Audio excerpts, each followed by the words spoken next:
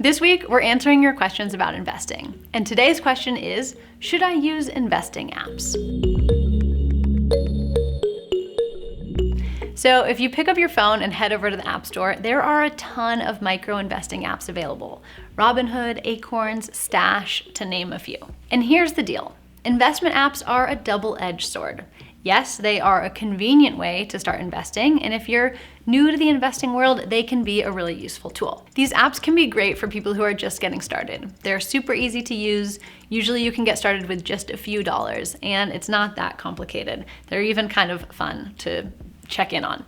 So if that is what gets you into investing, that's awesome. Whatever it is that gets you into investing, I am all for it. But I want you to also know the downside of these investing apps. When it comes to investing, fees are really important. And we recommend not investing in anything that has a fee higher than 0.3%. As soon as you start paying more than that in fees, it cuts into your returns and can have a large impact on your lifetime returns. Get this, for example, a 1% fee, that nominal 1% fee that all financial advisors charge, that can cost you over $100,000 in lost returns over your lifetime. So something that sounds small can actually have a really big impact.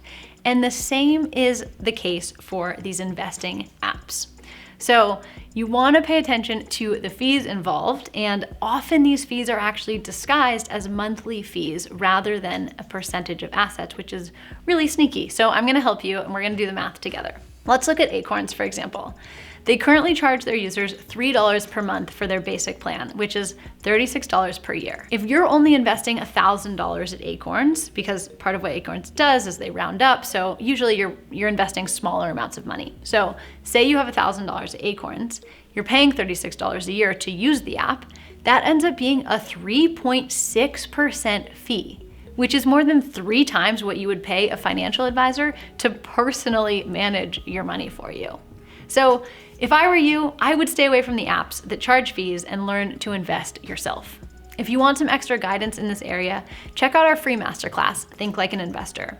We walk you through the mindset and strategies of people who successfully build their wealth by investing and teach you what you need to know to get started on your own. I hope this video helped, and if it did, please give it a big thumbs up and be sure to subscribe and hit the bell so you don't miss any more videos this week as we continue answering your investing questions.